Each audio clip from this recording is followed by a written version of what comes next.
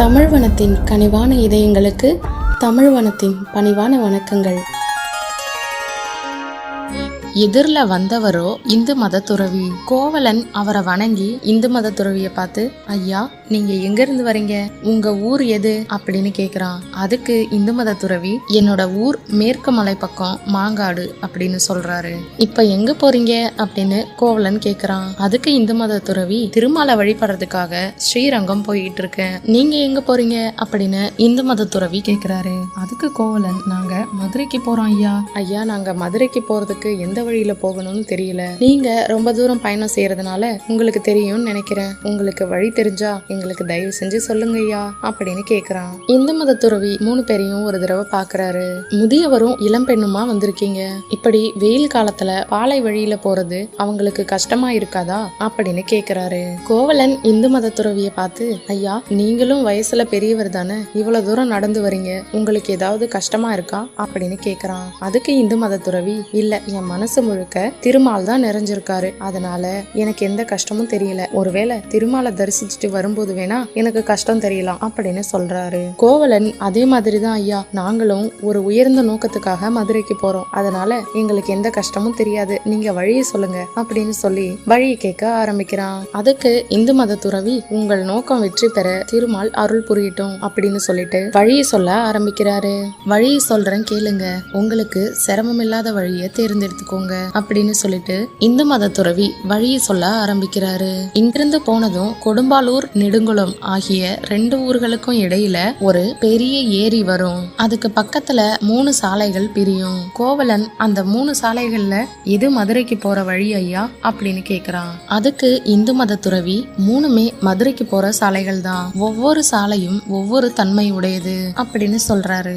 அதுக்கு கோவலன், என்ன அது அப்படின்னு கேக்குறான். இந்து மத துறவி, வலப்புறம் இருப்பது பெரும்பாலும் காட்டுப்பாதை, மூங்கில் மரங்கள், வாகை மரங்கள், கடம்பு மரங்கள் ஆகிய மரங்கள் நிறைந்தது, ஆமைகளும் நீருக்கு தவிக்கும் மான்களும் இருக்கும், எயினர்கள் குடியிருப்ப கடந்து போகணும், அதை கடந்ததுக்கு அப்புறம் வளமான மலை ஒன்று வரும், கமுகு, வாழை, மஞ்சள், கரும்பு இந்த மாதிரி செழிப்பான அந்த மலைய வலப்புறமா கடந்தா மதுரைக்கு போயிடலாம். மூங்கில் செடிகள் வெகுவா நீரை உறிஞ்சு கொள்ளும் தன்மை உடையது அப்படிங்கறதுனால மூங்கில்கள் அதிகமாக இருக்கும் பகுதிகளிலும் குளங்களிலும் ஏரிகளிலும் நீர் சீக்கிரமா வற்றிவிடும், அதனால்தான் அந்த வழியில நீருக்கு தவிக்கும் மான்கள் இருக்கும்.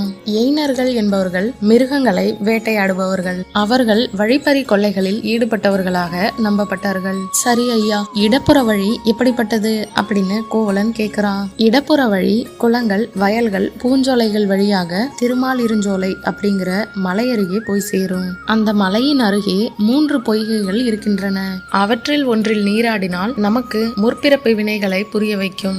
2வது பொய்கை நாம் எண்ணியதை கைகூட வைக்கும் தன்மை உடையது. 3வது பொய்கையில் நீராடினால் இந்திரன் இயற்றிய 5 நூலை முழுவதும் கற்று தேர்ந்த அறிவை பெறுவீங்க.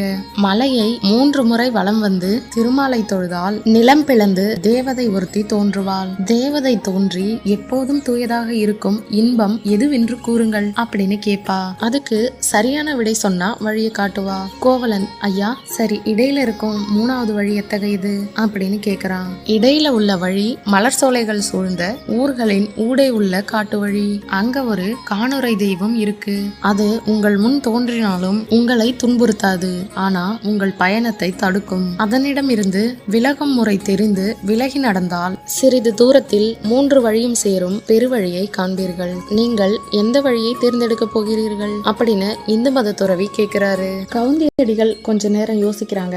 அதுக்கப்புறம் துறவிய பார்த்து, ஐயா ரொம்ப கடுமையானதா இருந்தாலும் நாங்க வலப்பக்க வழியிலேயே போறோம், நீங்க திருமலை வழிபட புறப்படுங்க.